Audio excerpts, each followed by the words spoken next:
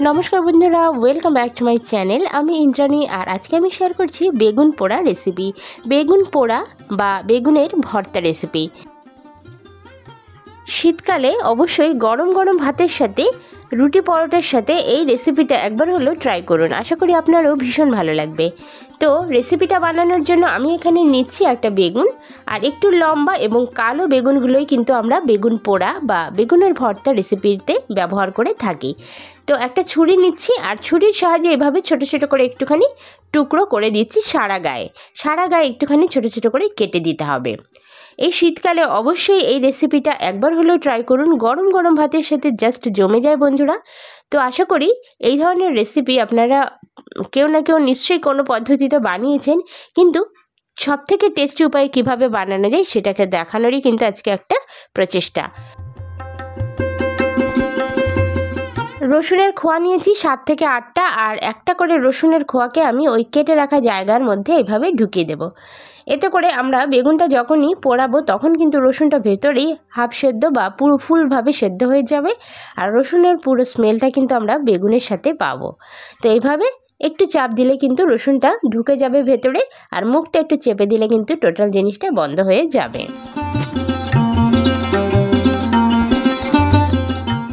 বন্ধুরা বেগুনের ভর্তা রেসিপি আমরা দুভাবে বানাতে পারি, একটা হচ্ছে বেগুন সেদ্ধ করে বানাতে পারি আর একটা হচ্ছে বেগুন পুড়িয়ে বানাতে পারি। তো আজকে আমি পুড়িয়ে যে রেসিপিটা হয় সেটাই কিন্তু দেখাচ্ছি আর এটা কিন্তু বেশি মুখরোচক বা বেশি স্পাইসি খেতে হয়। যারা একটু স্পাইসি খেতে পছন্দ করেন তারা কিন্তু এই পদ্ধতিটাতেই বানাবেন।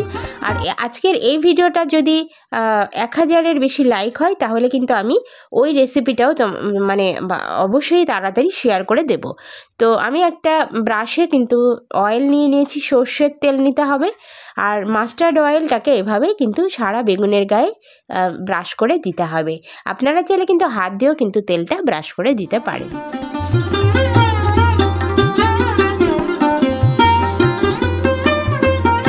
বেগুনে অয়েল ব্রাশ করা হয়ে গেছে। তো এবার আমি সরাসরি ওভেনের কাছে চলে আসছি আর ওভেনে একটা আমি স্ট্যান্ড বসিয়ে দিয়েছি। আপনারা যে কোনো ধরনের স্ট্যান্ড কিন্তু এখানে বসিয়ে দিতে পারেন, বাট স্ট্যান্ড একটা বসাতেই হবে।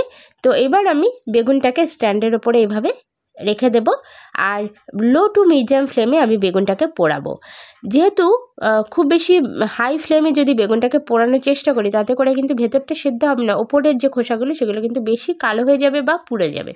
তো আমি খুব ভালো করে ভেতরটা যাতে সেদ্ধ হয় সে কারণে কিন্তু লো টু মিডিয়াম ফ্লেমে বেগুনটাকে এরমভাবে পুড়িয়ে নেব। তো সমস্ত বডিটাকে বেগুনের পুড়িয়ে নিতে হবে। বেগুনের ফুল বডিটাকে কিন্তু খুব সুন্দরভাবে পোড়াতে হবে আর এখানে মোটামুটি 5 থেকে 7 মিনিটের মধ্যে কিন্তু টোটাল কাজটা কমপ্লিট হয়ে যায়, মানে পোড়ানোর কাজটা কিন্তু কমপ্লিট হয়ে যায়। তো সেই কারণে এটা কিন্তু একটু ধৈর্য নিয়ে আপনারা করবেন আর যত ভালোভাবে আপনারা বেগুনটা পোড়াবেন ততটাই কিন্তু টেস্টি খেতে হবে। তো দেখুন আমি ঘুরিয়ে ঘুরিয়ে সমস্ত বেগুনটাকে এভাবে পুড়িয়ে নিচ্ছি আর একটা চামচের সাপোর্ট নিচ্ছি যাতে বেগুনটা ঠিকঠাকভাবে পোড়ানো যায়। তো আমি পেছনের দিকটা এভাবে পুড়িয়ে নিয়েছি। এবার আমি একটা বাটির মধ্যে বেগুনটাকে রেখে দিচ্ছি। আমার পোড়ানো খুব সুন্দরভাবে কিন্তু হয়ে গেছে। তো এভাবে একটা বাটির মধ্যে আমি রেখে দিচ্ছি। রেখে দেওয়ার পরে যে কাজটা করতে হবে, একটা ঢাকনা, এয়ারটাইট ঢাকনা দিয়ে এটাকে এভাবে বন্ধ করে রাখতে হবে।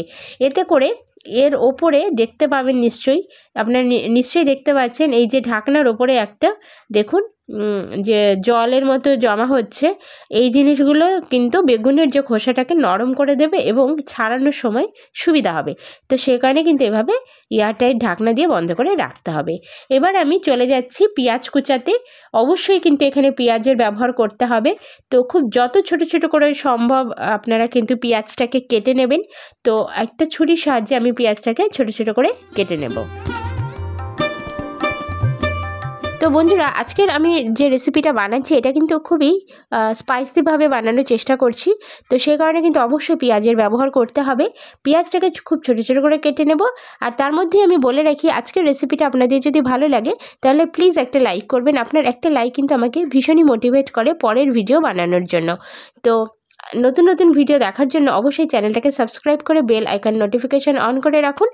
তো বন্ধুরা এবার আমি নিয়ে নিচ্ছি ধনিয়া পাতাটাকেও খুব ছোট ছোট করে আমি এভাবে কুচিয়ে নেব। ধনিয়া পাতা এখন বাজারে প্রচুর পরিমাণে পাওয়া যাচ্ছে, তো অবশ্যই কিন্তু ধনিয়া পাতার ব্যবহার আমরা যে কোনো রেসিপিতে করতে পারি। এবার অনেক সময় অনেকে আমরা ধনিয়া পাতার যে স্মেলটা সেটা কিন্তু পছন্দ করি না, তারা কিন্তু এই কাজটা স্কিপও করতে পারেন। তবে ধনিয়া পাতাটা অবশ্যই কিন্তু দিতে হবে, দিলে কিন্তু বেশি ভালো একটা স্মেল পাওয়া যাবে। কুচিয়ে নিয়েছি ধনিয়া পাতা আর পেঁয়াজ। এবার আমি চলে যাচ্ছি একটু ছোট্ট একটা কাজ করার জন্য। যে কোনো একটা কড়াই আপনারা নিয়ে নেবেন, কড়াইতে একটু সর্ষের তেল বা সাদা তেল দিয়ে দিতে পারেন। দেওয়ার পরে সাদা তেল এর মধ্যে আমি দিয়ে দিচ্ছি বেশ কিছুটা, মানে 4-5 খোয়া মতো রসুন, আর দিয়ে দিচ্ছি 2টো শুকনো লঙ্কা, 3টে শুকনো লঙ্কা। আপনারা যে যেমন লঙ্কা খেতে পছন্দ করেন সেই পরিমাণ লঙ্কাই কিন্তু এখানে দিয়ে দেবেন। একটু হালকা করে এই দুটো জিনিসকে আমি রোস্ট করে নিচ্ছি।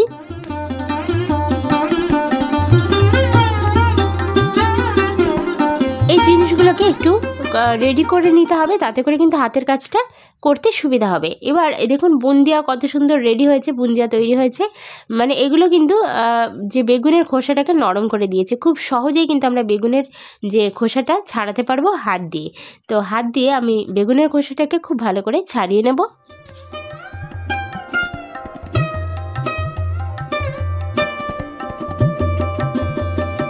খোসাটা খুব ভালো করে ছাড়ানো হয়ে গেছে, তো আমি একটা প্লেটে নিয়ে নিচ্ছি। আর নেওয়ার পরে একটা ছুরির সাহায্যে এভাবে একটু ছোটো ছোটো করে টুকরো করে দেব। এই জিনিসটা এতটাই সফট হয় যে আপনারা কিন্তু হাত দিয়েও এটাকে ম্যাশ করে নিতে পারেন। স্ম্যাশ করে নিলেও হবে, ছুরি দিয়ে না কাটলেও হবে। এবার আমি নিয়ে নিচ্ছি লঙ্কা, 3টে যে সিদ্ধ ভেজে রাখা লঙ্কা নিয়েছি। হাত দিয়ে এভাবে লঙ্কাটাকে একটুখানি ভেঙে ভেঙে দেব। আর ভেঙে দিলে কিন্তু ভালো করে মাখা সম্ভব হবে। তার সাথে কিন্তু যে রসুনটা সেটাও কিন্তু ম্যাশ করে নেব। লঙ্কা এবং রসুনটাকে ম্যাশ করে নেওয়ার পরে এতে আমি আরও কী কী জিনিস অ্যাড করছি একটু দেখে নিন। তো প্রথমে আমি দিয়ে দিলাম কিন্তু পেঁয়াজ কুচানো, আর তারপরে আমি দিয়ে দিচ্ছি ধনিয়া পাতা কুচানো। ধনিয়া পাতা এবং পেঁয়াজটাকে এভাবে ভালো করে এর সাথে মেখে নেব। অ্যাড করে দিচ্ছি আমি বিট নুন, এখানে বিট নুনের ব্যবহার করছি। আপনারা চাইলে সন্ধাব নুনটাও কিন্তু দিতে পারেন, অথবা এমনি নুনেরও ব্যবহার করতে পারেন।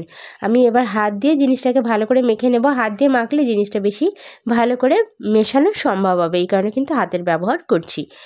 খুব সুন্দর করে জিনিসটাকে মাখতে হবে।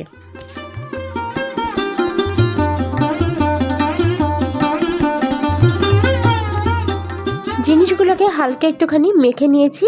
এরপরে আমরা এতে সর্ষের তেল দিয়ে দেবো। কাঁচা সর্ষের তেল 1 টেবিল স্পুন মতো ব্যবহার করব। এই কাঁচা সর্ষের তেলটা দেওয়ার ফলে আপনার রেসিপিটার মধ্যে একটা সর্ষের তেলের গন্ধ পাবেন, খেতে কিন্তু জাস্ট অসাধারণ লাগবে। তো অবশ্যই সবার শেষে কিন্তু কাঁচা তেলের এই ব্যবহারটা করবেন। তো বন্ধুরা, ভিডিওটা অলমোস্ট আমরা লাস্টের দিকে চলে এসেছি। তো গরম গরম ভাতের সাথে কিন্তু আমরা এই রেসিপিটাকে আজকে পরিবেশন করব। দেখতে যেমন সুন্দর হয়, খেতেও কিন্তু দুর্দান্ত হয়। অবশ্যই বাড়িতে একবার ট্রাই করুন, আর আমাকে কমেন্ট সেকশনে জানান যে আপনাদের কেমন লাগলো। ভালো লাগলে একটা লাইক করার অনুরোধ রইল। দেখা হচ্ছে নতুন ভিডিওর সাথে, ততক্ষণের জন্য ধন্যবাদ সবাইকে।